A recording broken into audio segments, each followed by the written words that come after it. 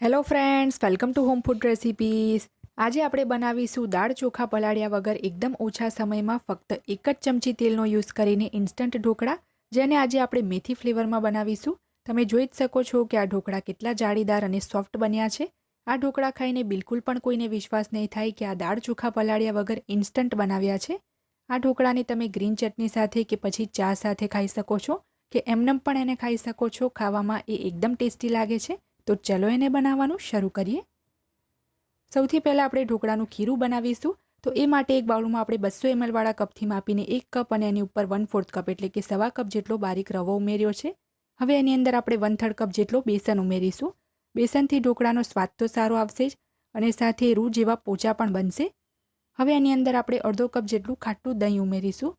દહીં અહીંયા મેં એકદમ ખાટું લીધું છે, મોડા દહીંનો આમાં યુઝ ના કરવો. હવે એની અંદર આપણે સ્વાદ મુજબ મીઠું ઉમેરીશું. અહીંયા મેં અડધાથી પોણા ચમચી મીઠું ઉમેર્યું છે અને જે કપથી આપણે દહીં માપીને લીધું હતું એ જ કપમાં મેં અડધો કપ એટલે કે 100 ml પાણી ઉમેરીને એને જ એડ કરી દીધું છે. સવા કપ આપણે રવો લીધો છે તો આરામથી એમાં સવા કપ જેટલું પાણી લાગી જશે, પણ એકસાથે બધું જ પાણી એમાં એડ નહીં કરીએ. થોડું થોડું કરીને પાણી ઉમેરીશું તો જે ખીરું છે એમાં બિલકુલ પણ ઘાટ નહીં આવે. તો અડધો કપ પાણી 100 ml પાણી ફરીથી મેં એમાં એડ કરી દીધું છે. બરાબર એને આપણે મિક્સ કરી લઈએ. સરસ મિક્સ કરી લીધા પછી હવે આપણે આ ખીરુંને 20 મિનિટનો રેસ્ટ આપીશું, જેથી રવો આપણો એકદમ સરસ ફૂલી જાય. રેસ્ટ આપ્યા પછી જો ખીરું આપણને ગાઢું લાગશે તો આપણે પછી બીજું પાણી એડ કરીશું. 20 મિનિટ રેસ્ટ આપ્યા પછી પ્લેટ ખોલીને આપણે ખીરુંને ચેક કરીશું તો ખીરું આપણું એકદમ ગાઢું થઈ ગયું હશે, કારણ કે રવો જે છે પાણી એબ્ઝોર્બ કરીને ફૂલી જાય છે. તો બીજું પાણી પણ આપણે એમાં એડ કરીશું, પણ પહેલાં આપણે એમાં બાકીના મસાલા ઉમેરી દઈએ. તો અહીંયા હું એની અંદર 1 મોટી ચમચી એટલે કે 1 ટેબલસ્પૂન જેટલી આદુ લસણ અને લીલા મરચાંની પેસ્ટ એડ કરું છું. અડધી ચમચી એમાં હળદર ઉમેરીશું. 1 કપ જેટલી આપણે ઝીણી સમારેલી મેથીની ભાજી ઉમેરીશું. મેથીની એક્સ્ટ્રા દાંડી હટાવ્યા પછી 30 ગ્રામ જેટલી મેથી વેટ સ્કેલમાં માપીને ફક્ત એના પત્તા જ લઈને એને ધોઈને મેં બારીક ચોપ કરી હતી. અડધી ચમચી મેં ખાંડ ઉમેરી છે, જે ટોટલી ઓપ્શનલ છે. 1 ટેબલસ્પૂન જેટલું આપણે એમાં તેલ ઉમેરીશું. તેલથી આ ઢોકળા એકદમ પોચા બનશે. હવે આપણે એમાં 1/4 કપ એટલે કે 50 ml જેટલું પાણી એડ કરીશું બીજું, અને સરસ આપણે એને મિક્સ કરી લઈએ. ટોટલ આપણે અત્યાર સુધીમાં સવા કપ રવાની સામે સવા કપ જેટલું પાણી એડ કરી દીધું છે. તો આ રીતે બરાબર મિક્સ કરી લીધા પછી પણ મને ખીરું થોડું ગાઢું લાગે છે, તો થોડું પાણી હું એની અંદર બીજું પણ એડ કરીશ. એકદમ ખીરું પતલું નથી કરી દેવાનું.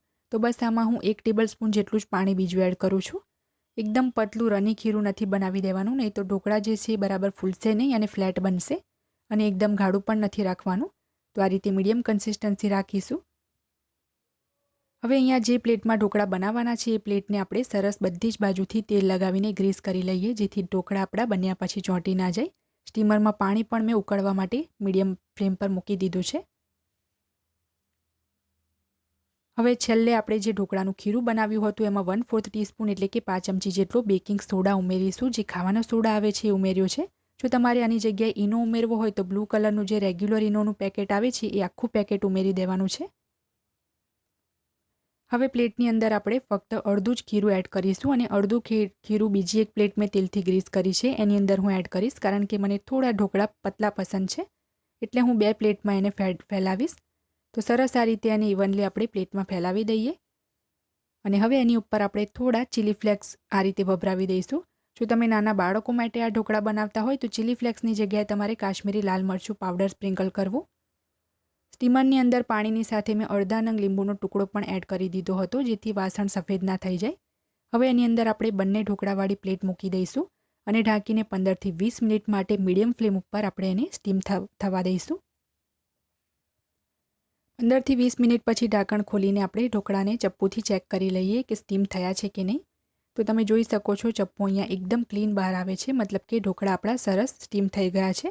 શરૂઆતમાં ઢોકળા થોડા ગરમ હોય છે તો થોડું તમને એવું લાગશે કે ચોંટી રહ્યું છે, પણ 15-20 મિનિટમાં એ સરસ સ્ટીમ થઈ જાય છે. તો હવે બંને પ્લેટને આપણે એક કપડાની મદદથી પકડીને બહાર કાઢી લઈએ.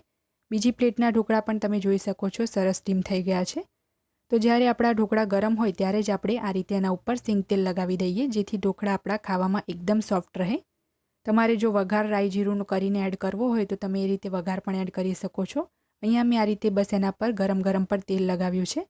થોડા ઠંડા થઈ જાય પછી આપણે એને કટ કરીશું. તો ઢોકળા આપણા થોડા ઠંડા થઈ ગયા છે, તો આપણે આ રીતે એને કટ કરી લઈએ.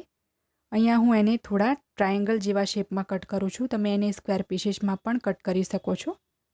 અને આ મેથીના ઢોકળા છે તો પણ ખાવામાં ના તો એ કડવા લાગશે કે ના ખાતી વખતે કોઈને ખબર પડશે કે તમે આમાં મેથી એડ કરી છે. ફક્ત 1 જ ચમચી તેલ આપણે ખીરુંમાં એડ કર્યું હતું. એકદમ હેલ્ધી ઢોકળા છે, આપણે વઘાર પણ એડ નથી કર્યો. તો એક ઢોકળાનો પીસ હું તમને બહાર કાઢીને પણ બતાવું છું કે કેટલા સોફ્ટ બન્યા છે.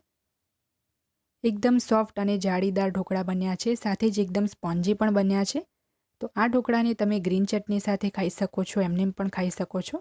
તો એકવાર આ રેસીપીને ચોક્કસથી ટ્રાય કરજો. ફ્રેન્ડ્સ, જો તમને મારી આજની આ મેથી ઢોકળાની રેસીપી પસંદ આવી હોય તો મારા વિડીયોને લાઇક કરી, શેર કરી, ચેનલને સબસ્ક્રાઇબ જરૂરથી કરજો. પાસે આવેલા બેલ આઇકનને પણ દબાવજો, જેથી તમને મારા દરેક નવા વિડીયોની નોટિફિકેશન મળતી રહે. અને જો તમારે મારી આ જ રેસીપી હિન્દીમાં જોવી હોય તો મારી હિન્દી ચેનલ ઉપર જઈને જોઈ શકો છો, જેની લિંક મેં વિડીયોની નીચે ડિસ્ક્રિપ્શન બોક્સમાં આપી છે. તો મળીએ નેક્સ્ટ વિડીયોમાં. ત્યાં સુધી આવજો.